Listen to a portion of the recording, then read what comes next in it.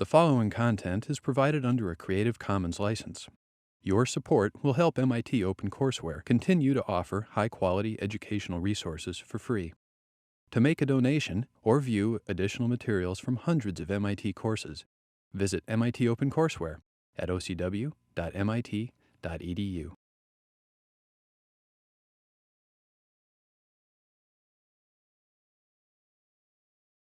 Good afternoon.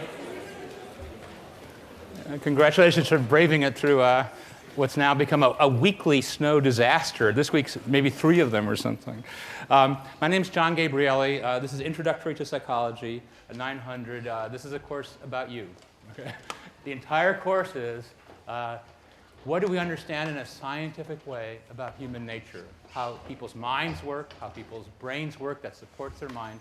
This entire course is about what's the scientific way to understanding how people feel, think, and act in the world. And so we're going to try to say that we constantly think, you must in your everyday life, think about, why do you have your preferences, your desires, what's easy for you, what's hard for you, what's delightful for you. Why do other people behave the way they do? How do they think? How do they feel? And so there's a lot of realms of this that are tough to get to by science. But what we're going to focus on this semester is, where the scientific approach has shed light, in the way that we're used to in thinking about experiments and evidence about how humans tick. And as we go through this semester, we'll talk about the brain. We'll talk a fair bit about chapters from this book, The Man Who Mistook His Wife for a Hat, from Oliver Sacks. It was a bestseller, even when it wasn't assigned for a course. It's a great book. You'll enjoy it. Short, really fun chapters. We'll talk about how we perceive the world, how we see, especially a little bit how we hear, how we think, how we feel, personality, how we differ from one to the other, and what we sort of like and how we behave in the world, development from childhood and infancy through adolescence, through young adulthood, where you are mostly, through getting older, where I am, social interaction, how we behave in groups and think about other people, and variation in mental health or psychopathology. And increasingly, we understand that there's a huge number of people who, at some moment in their life or another, struggle with some aspect of mental health. And then we'll focus a lot on not only the psychological aspects of that, what we study in terms of behavior, but also the brain basis of that, and think a little bit about to what extent the mind is what the brain does, to what extent the mind is what the brain does. And so for every dimension of being a human being that we'll talk about, we'll also talk about what we understand currently from the neurological and neuroscientific literature about how the human brain supports and contributes to different aspects of being a person. Okay. So, everybody who's works in a certain field thinks that their field is really, really, really special, right? So here's why psychology is really, really, really special.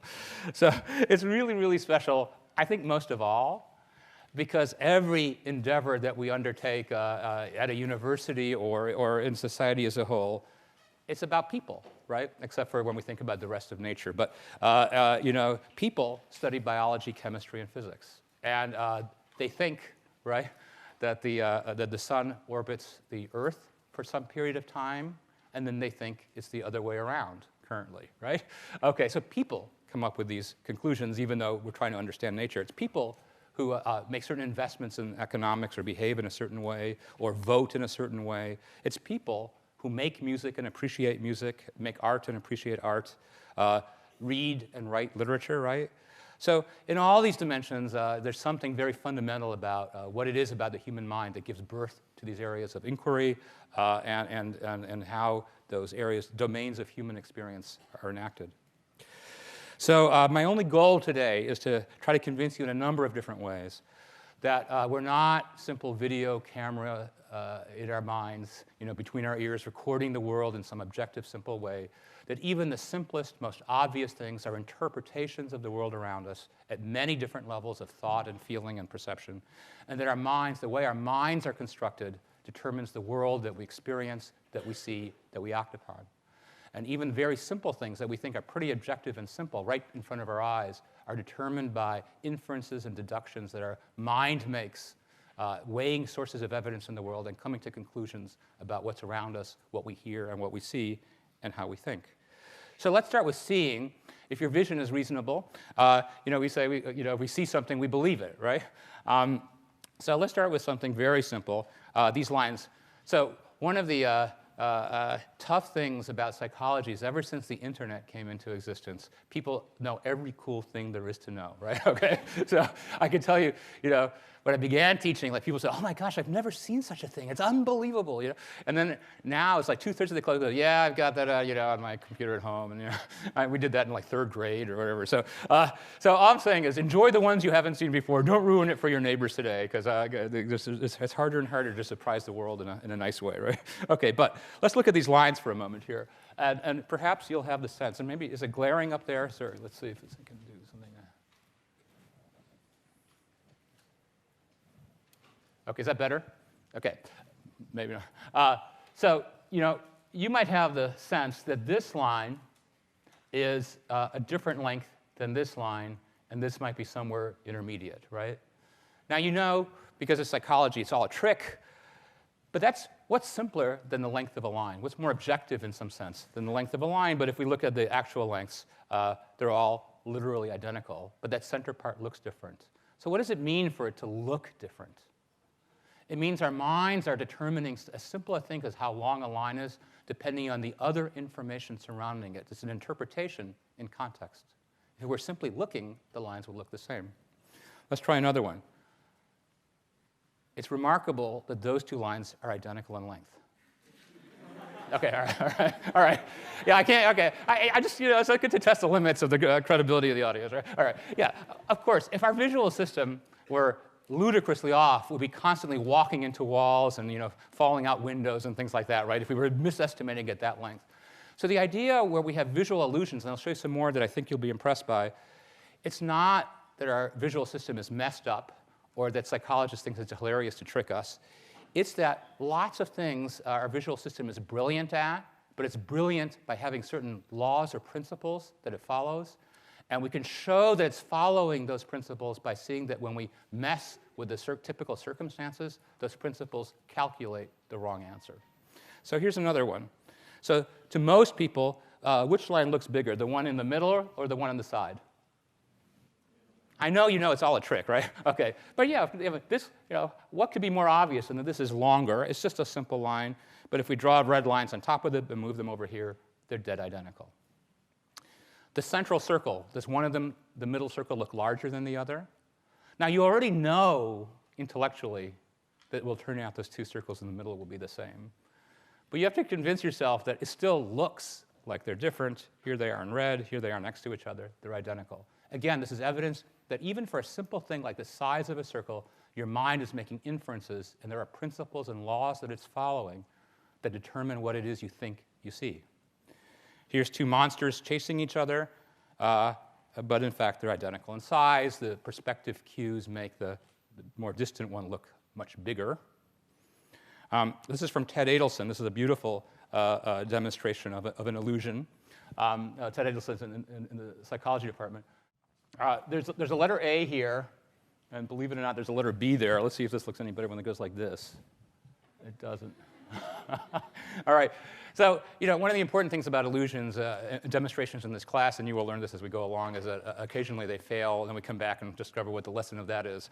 So I'm just telling you, showing you my monitor much brighter than it always has before. We'll adjust that. So I'm going to skip this, but I'll show you another time because it's so good that I'm going to feel bad about this. Okay. Well, let's see. This will work better than. Huh?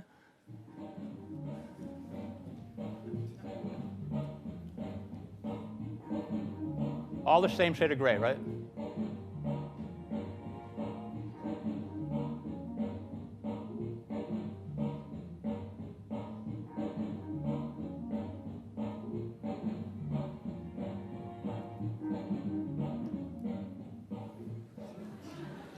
Did that work reasonably from where you sat? Okay. We'll try a few more. Maybe. For some reason, my connection's always like this. Sorry.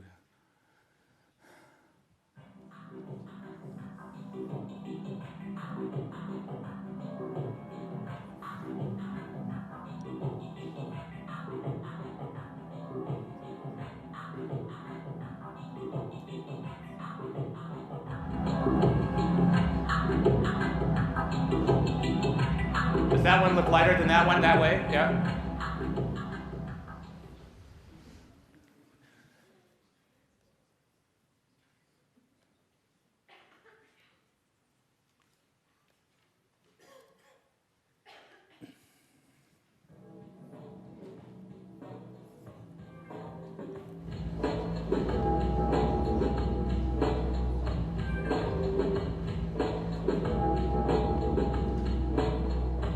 Now they look radically different, right? It's the same gray constantly.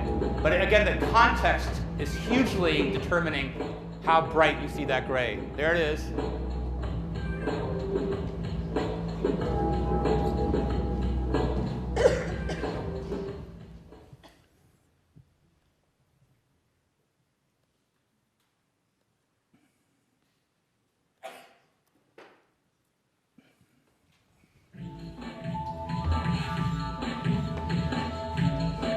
Two boxes equal gray.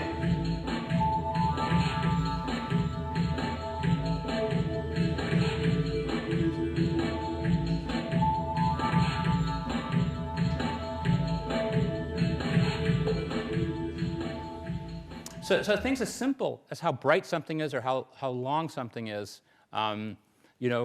depend on interpretation. Here's an illusion from Roger Shepard. It's kind of great. So here's two kind of different looking tables, right? But they're not that different. And watch. There goes one tabletop.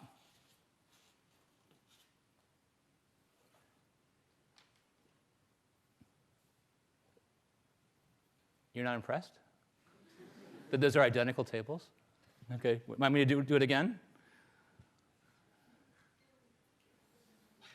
That's the identical tabletop.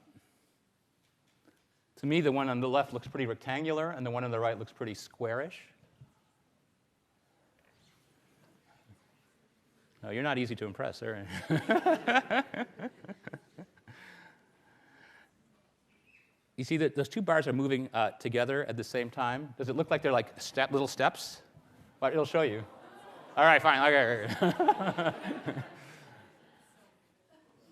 It's just like that, but now you add those bars. Does it look like little steps?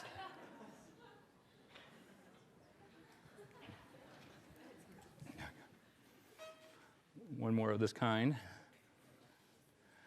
This is kind of fun. Well,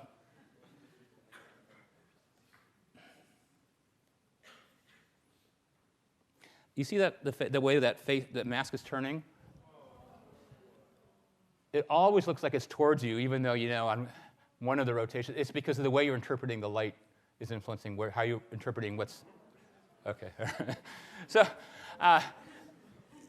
that's simply a consequence, as far as people understand that the source of the illumination is not where you're used to, so you're misinterpreting where the illumination is coming from for the depth of the face, what's front and what's back, whether the nose is sticking in or sticking out.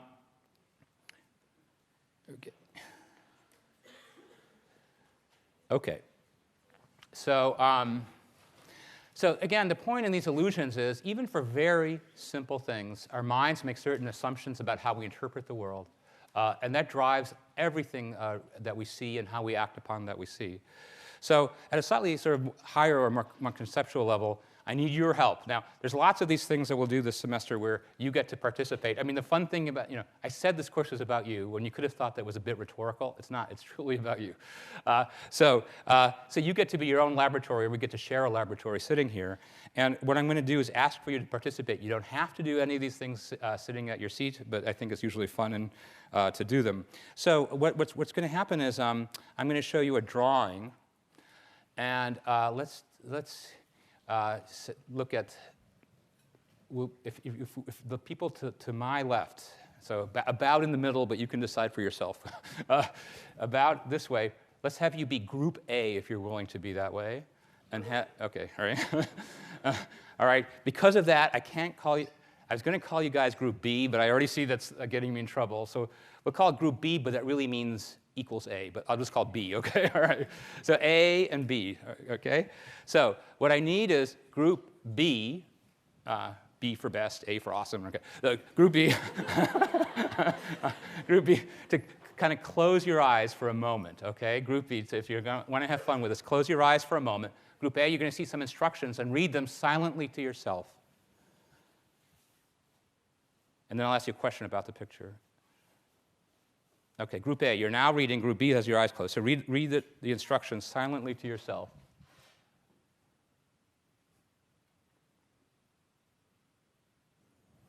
OK. Group A, close your eyes. Everybody has their eyes closed for a moment. Everybody has their eyes closed. Now, Group B, look at your instructions. So A has their eyes closed. B is reading instructions. OK? OK, everybody's eyes are open now. Everybody's eyes are open. And here's your picture. Sort of take it in. I'm going to ask you a few questions about it. Look at it for a moment. Inspect it. OK, here we go. Ready?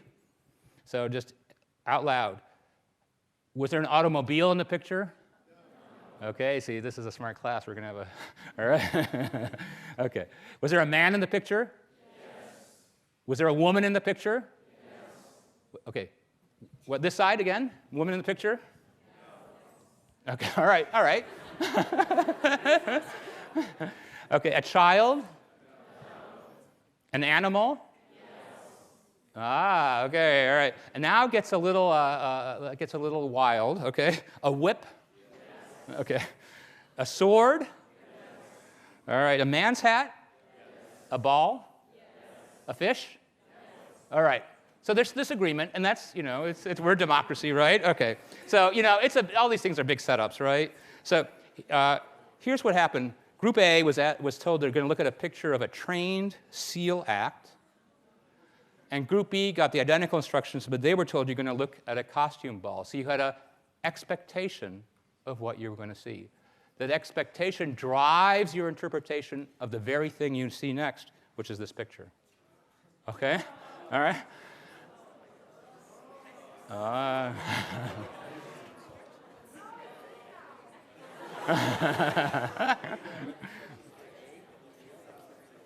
OK, is that all right? OK. All right. And this is just for fun, right? It's a setup. You're participating nicely, But in the world, when groups that are arguing with each other about things like peace settlements, read a document or make a statement, how much do you think the perspective they start with guides the interpretation of what they read or what they hear, right? Okay? Because you didn't have big stakes in this. You weren't going, I believe in fish, and if I don't see a fish, I know things aren't just, and my group will be not treated fairly, right? Okay? I mean, you're not emotionally invested in probably whether there was a fish present. Your interpretation, your beliefs guide tremendously what you think you see and how you interpret the situation for complicated things or even easy things like lines or squares. And here's another kind of an example where you would interpret that is a B for Baker, or 13 if it's in numbers. Again, the context is driving a lot of the interpretation. OK. Now, this is one of those examples that, again, some number of years ago, it was a huge hit. And now mostly people say, can't you come up with something better that we haven't all seen on the internet? OK? So if you know this, don't ruin it for the other individuals. But what I need is a few volunteers. You'll be facing me this way, who are willing to count something. And as MIT, we're pretty good at counting.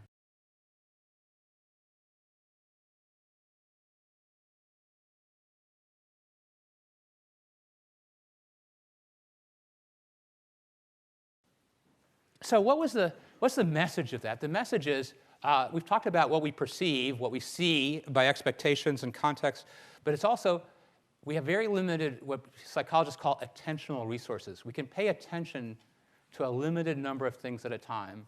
And even when those things can be right in front of us, if our attention is focused or occupied by something else, like counting the passes in a kind of a difficult scene, it wouldn't work if there was one or two passes only, because you'll notice it. But when your mind is focused on identifying all the passes among the players in the white shirts, they're moving, they're weaving with the other players and so on, then your attention is absorbed by that, and some of it is not left over to notice what's right in front of you. And we'll talk more about that. But it's a huge thing with humans that we can pay attention pretty well, on average, to a thing at a time under many circumstances, and other things escape us completely even if they're obviously present if we were looking at them or paying attention to them.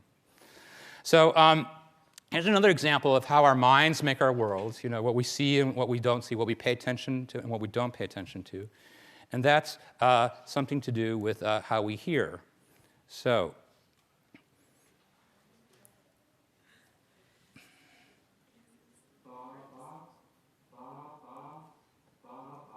okay, so I'm going to replay this, I think. So listen to what the guy's saying, and take a look, and just tell me, he's going to say, like, he's saying some letters, okay, just not a word. What is it?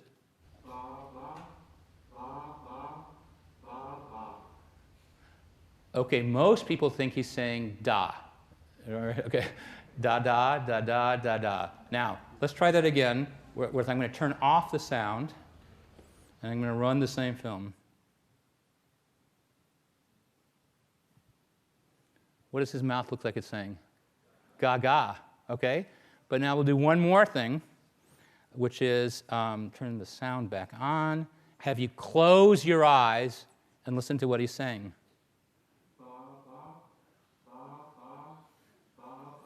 What's he saying?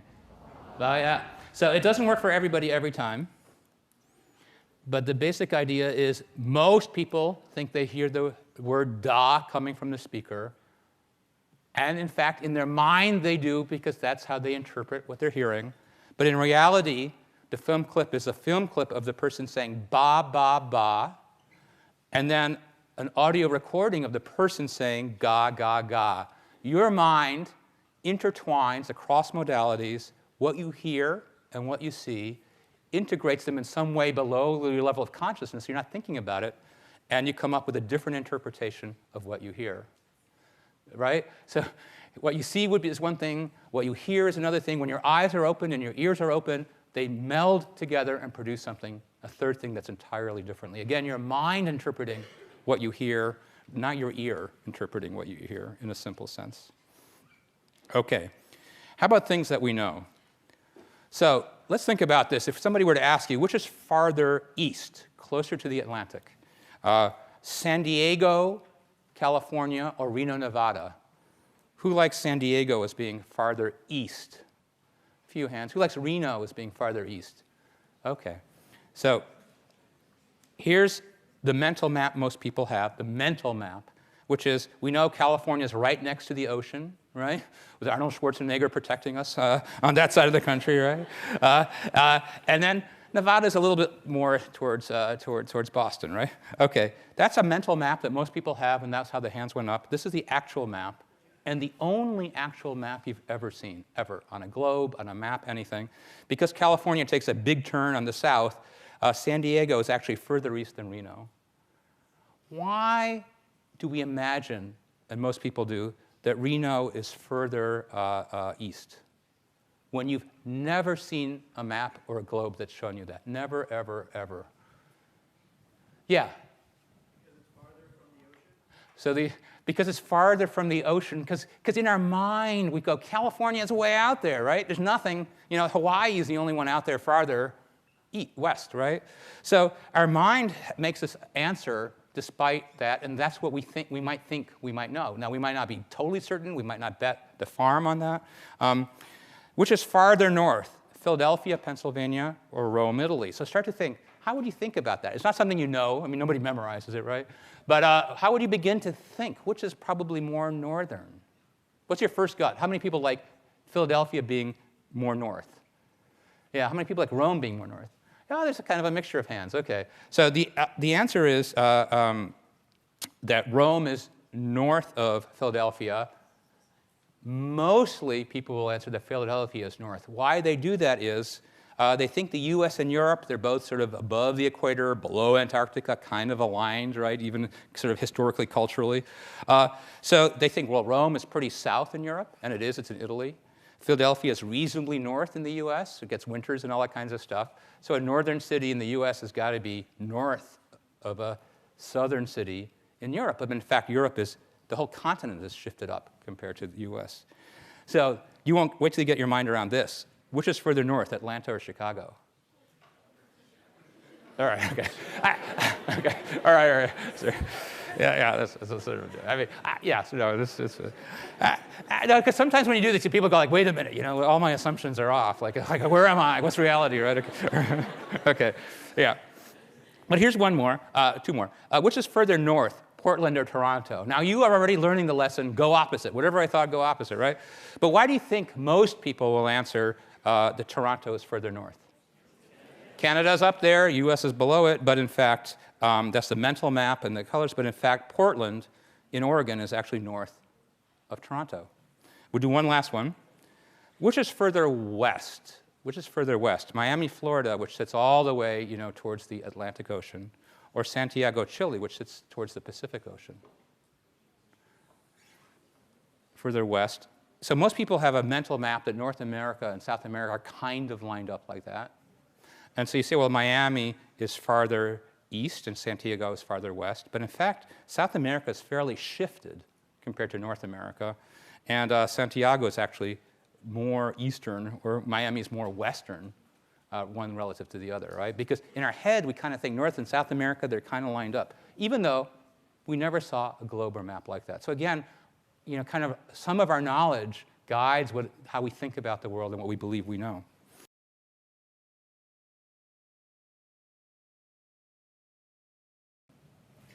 All right, so what's the point of this? It used to be called telephone, right? The story keeps changing. In part, it's hard to remember details in a story. People remember kind of a nugget, or what we call a gist in psychology, just a little point. And second, what you take as a point is how you then tell the next person, right? The way you interpret the story or something like that. Thanks very much. That was great. All right. Again, two things. Our memory for precise details is surprisingly modest, and how we interpret things changes things a lot. So now you had 4 brave students demonstrating some of the limits and properties of memory. So now here's an exercise you can do in your own seat. Okay, you're just knowing yourself how you did. So, but here we go. I'm going to read you some words. And then just to give you don't have to write anything down. If you write it down, it's no good. And then I'm going to ask you on a recognition test whether you heard a word or not. Ready? So here's the list. So just listen, and then I'll test your memory for it right after. Here's the list. Sour, candy, sugar, bitter, good, taste, tooth, nice, honey, soda, chocolate, heart, cake, tart, pie. Okay? All right. How many people heard the word sour? All right, yeah, excellent, thank you. Chair, candy, hey, honey, building, sweet. Every hand up there, you have a false memory. Okay? Now, it's a setup, okay? Because here's the way they make these lists. It's a setup, but there's a huge lesson. And in fact, you may hear debates about what are real memories, what are false memories, in court cases, in clinical cases. This is a laboratory experiment that's been the testing ground for lots of ideas about how we make real memories and how we end up with false memories. So here's the way they made the list. They took the word sour, and they took a lot of students basically like you and said, what's the first word you think of that goes with sour? And people came up with this kind of a list. Candy, sugar, bitter, good, taste, tooth, nice, honey, soda, chocolate, heart, cake, tart, pie. But they left out one word that people came up with a lot, the word sweet, okay? So your mind interpreted the list. You said, hey, this is all about things like that are related to sort of sweet things, sort of in one way or another. Sweet sugar, sweet candy, sour, sweet and sour. Honey is sweet, chocolate is sweet, right? So your mind imagined it heard the word sweet. And the majority of you put your hand up that you actually heard the word sweet. Your mind imagined it was there because that was generally sort of what was going on. That was the gist of the experience, okay? So this idea is it's very easy because of the way memory works. We remember the gist of things because that's what's the important part. It's hard to remember the details. But that gist is an interpreted gist, okay? The gist was, it's sweet things, so the word sweet feels like it was part of the memory. And we'll come back to that later on in the course. So one of the themes we'll talk about a lot in the course is both an amazing power of the human mind and an amazing peril of the human mind, and it's what psychologists call automaticity. It's that our mind, in order to be efficient and quick, does things automatically, without thought, without consciousness. It lets us walk without thinking a lot about where our feet are. It lets us speak quickly without thinking about the syntax or the vocabulary, right? It lets us do a lot of things. But so that's the power of it. The peril is, once something becomes automatic, we lose control of it within ourselves. So I need somebody at their seat who's willing to read aloud something as fast as they can when they see it on the computer monitor. If I can get a volunteer at your seat. OK, all the way back there? OK. And then I'll come to you for the second one. OK, ready? Here it comes. As fast as you can. Go. One way not do enter. OK, no, you got it. I couldn't trick you. OK. OK. But you might imagine a person might misstate that, right? OK. Was there another? Was it you? OK, ready? Here we go. Go. Garrison Spring. I got you on that. Sorry. OK. Yeah. Yeah. OK. Because your mind is automatically reading. It's, we have lots of evidence in psychology that you're barely looking at words like the. You're zooming over those things. They're almost invisible to you there, even though they're physically present, because your mind is looking for the big content, right? Like, who cares about the word the, right? Your mind is going for the essential information, and it becomes literally blind to what's in front of you because it knows what it's looking for. Here's a fun one. You've seen things like this before, but it's always fun to try. It's the same principle. How many letter Fs do you find in this display?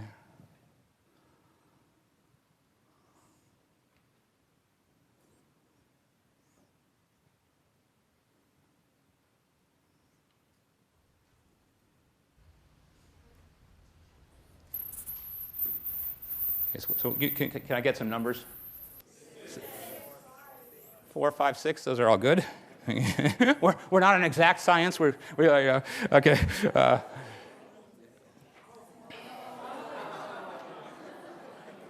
OK.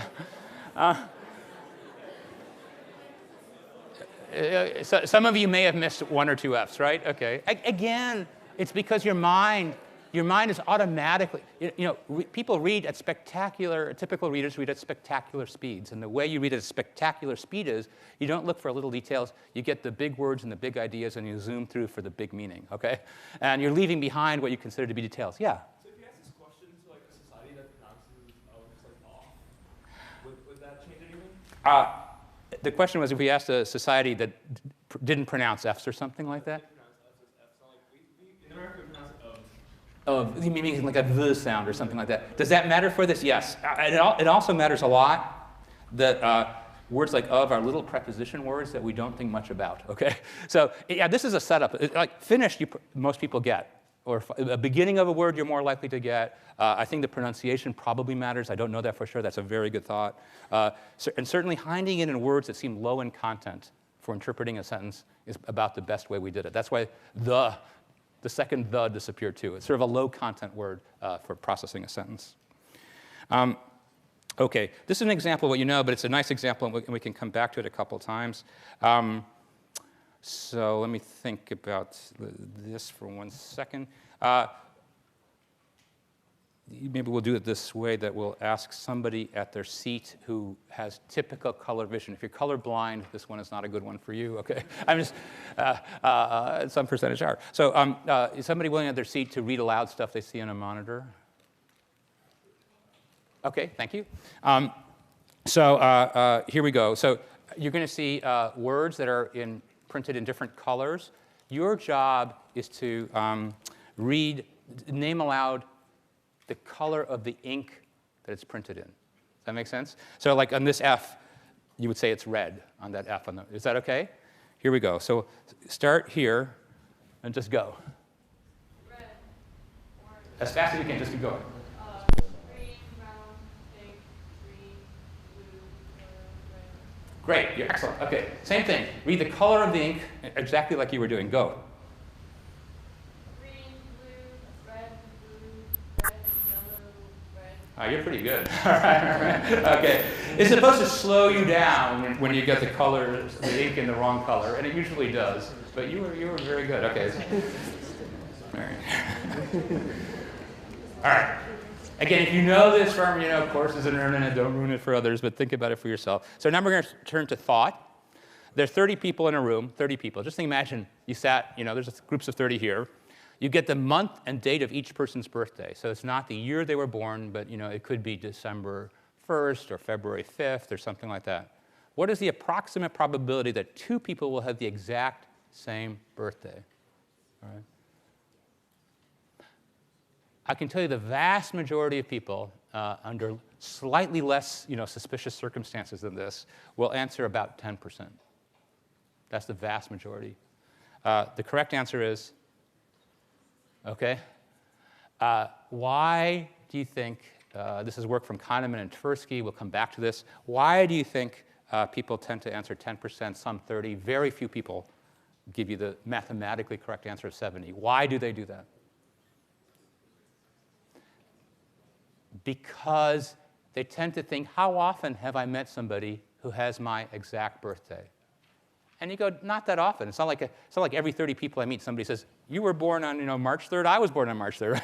And then you go have lunch and you go, hey, I was born on March 3rd. And then you go have dinner with another group and they go, I was born on March 3rd. You go, it's not something that happens a lot, right? So you go, well, that in real life, it doesn't seem to happen very often. But that's what we call a heuristic, a simple way to think about it, because your experience is kind of like that. But why is that incorrect mathematically for this question? Because the math depends on not that it's exactly your birthday, but any pair of birthdays among the 30 people. And then it goes way up. In fact, it goes to 70%. And if it's 24 people, 50%. And if you're a group of 36 people, there's a 90% chance, just mathematically, that 2 people will share the same birthday, okay? Because when we face things that are hard to think about, because there's no easy answer, humans tend to take shortcuts and go say, what's the gist of my experience? And that's what I think the answer is, even when a calculable answer is available. It's human nature to make a shortcut based on your sense of your experience. There's a very interesting line of work. Dan Gilbert at Harvard is a leading figure about this idea of thinking about your future. Now, thinking about our future is a big thing, right? We're thinking about what's it like in this course, what's it like in college, what's our friendship like, relations with parents, what's our future career paths, what kind of life will we lead, right? Our future is something that's hugely on our mind, I think very powerfully when you're a college student or a graduate student. What's my future? And a big question that people have is, what will make me happy in a deep sense? What will make me happy in a deep sense? Because that's the life I want to lead, the values I want to have, the kind of career choices and personal choices I want to make, where I will devote my time on this earth. So most people, first of all, tend to think about, good things, right? Which is a positive thing. It's actually, I can tell you, we'll come later in the course, it's good to think that lots of positive things are happening. It's kind of a nice place to be in terms of being a happy person, right? But it turns out that people have done studies like this. So now this is particularly sensitive for a faculty member, but it could work for any sports team you've tried out or anything you've tried out for in your life.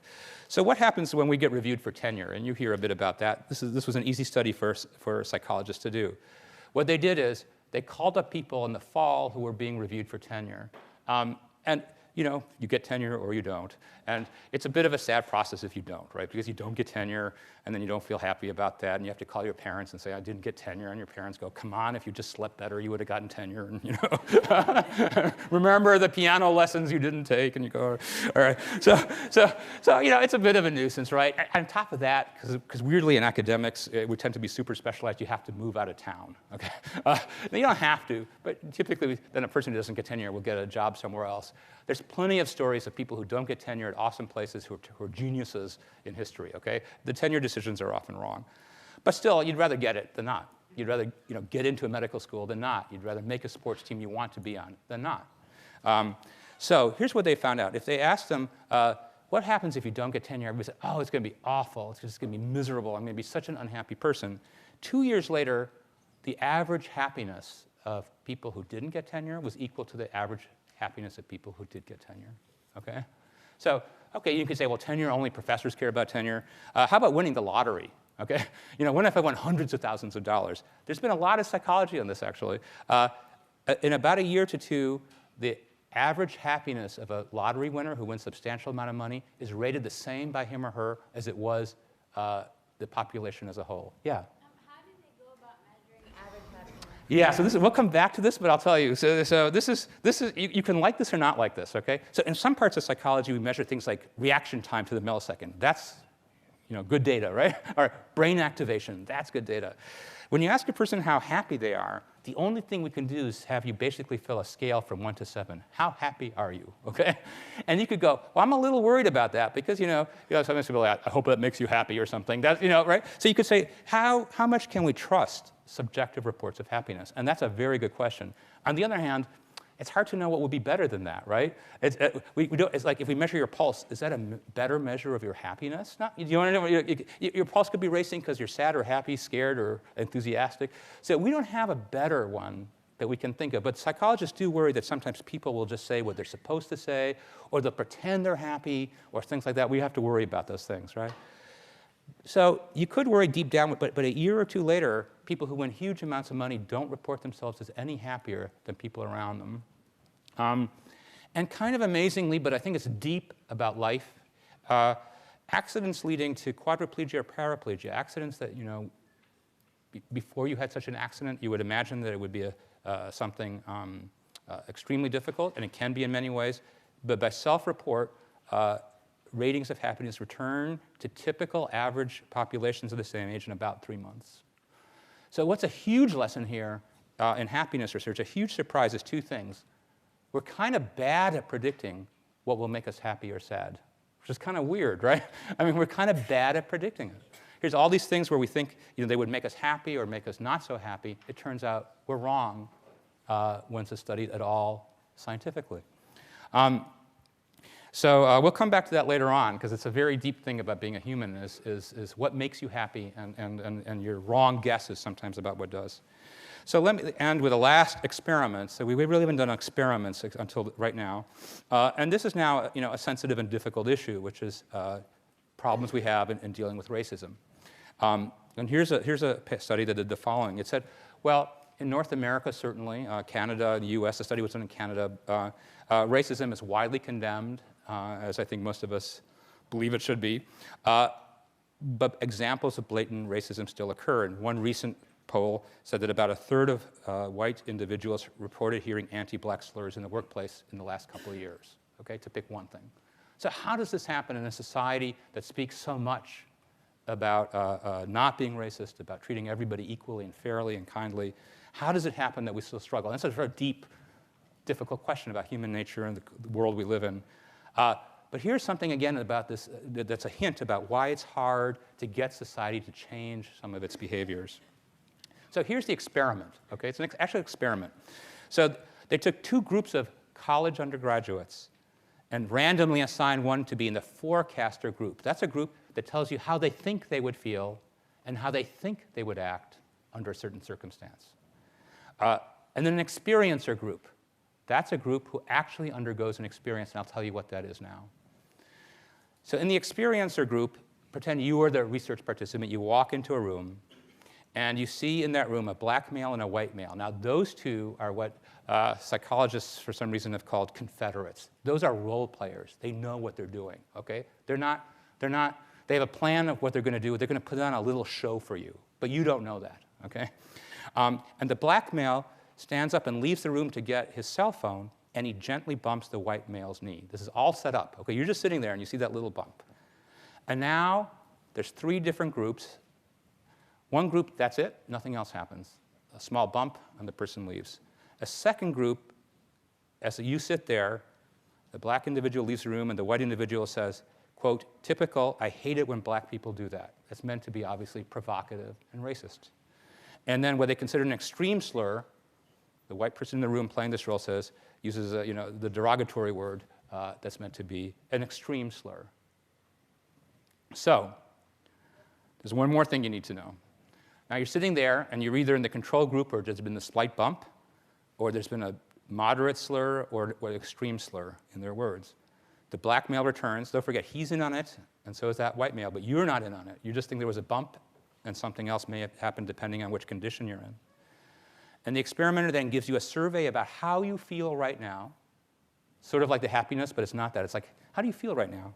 And then asks you to pick between those two people a partner for an anagram experiment that you're about to do, okay? So they're going to ask you, this is sort of this question here, what's the difference or similarity between what you say your feeling is and what you really do? Both things are important, but do they line up? Do they not line up? Okay, so here's the results. Here's a graph, and here's how this works. Negative emotional distress. The higher the bar, the more you say, I feel really bad about what's just happened. Okay, I just heard this comment or no comment. So let's take a look. Higher the bar. If you heard no comment, here's how you begin. So let's start with the forecasters. All of you are forecasters because you're pretending you're in the situation, but you're not in it, right? So there was no comment. OK, that's sort of average or something. And then you said, if you heard a racial slur, you would feel terrible. You would feel terrible. But look at the other students who are randomly picked. So we don't think it's a difference among students. Look at these gray bars. They're pretty flat. Okay? The person on the spot is somehow not processing this, and they're filling out, I feel average. Okay? You see the split? The split between the values that the person thinks they would have and the values that are responded to on the spot in the moment.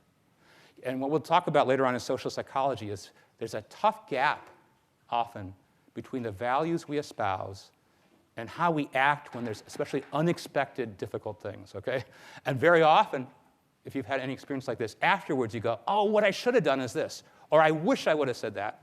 But that moment is not happening at that moment, partly because you're kind of weirded out by the whole thing, like what's going on? Why would the person say this? This is, something doesn't seem right. I can't kind of sort it out. And so people tend to shrink in terms of making a strong conclusion of what's going on if something seems unusually provocative. And you could say, well, OK, that's their attitudes, but how about their action? Who do they pick to be their partner? And again, the people forecasting said, if I was in this situation, I would never pick that racist white person to be my partner, okay? Because that person stinks, okay? If I was in that situation. But if the people are in the situation, look at the gray bars, pretty flat. It's as if on the spot, in the moment, they can't quite process the values they feel and the action they're going to take. And we'll talk about that, and it's very hard often, in part, to be brave and stand up to things. It turns out there's a lot of evidence for this. It's a human nature thing. It's very hard to be brave and stand up to things when things are kind of weird, because almost every of the first things, like I don't want to make a fool of myself, I don't want to make trouble, maybe I'm not getting the whole picture on this, and we shrink back from acting in a way that aligns with the values that are clearly shown here, okay?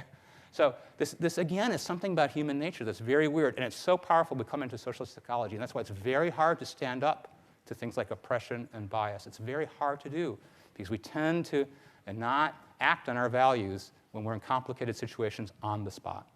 And there's a tremendous amount of evidence for that.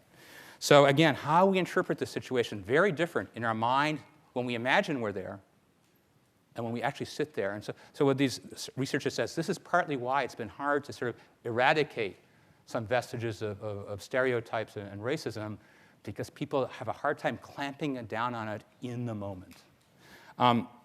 So that's a tough topic, but we want to deal both with things that are less controversial, but also things that touch people's lives in the real world that we live in. So we talked about the scientific study of the human nature, mind and behavior, how what we see and hear is determined so much by how our mind interprets the world around us, how we remember things like word lists or stories is hugely influenced by what we expect to see, like in the picture, how we think we know things like where Reno is compared to San Francisco, how we think about things like the probability that we'll have somebody else will have the same birthday that somebody else will in a group, and the relationship between how we feel and how we act. The very feelings we have are often disconnected for actions in the moment, and sometimes that has a sort of a difficult consequence. And so we'll explore all these things through this semester, all the different facets that we can possibly get through one semester of what it is to be a human and where science has showed us something about human nature, the mind, and the brain.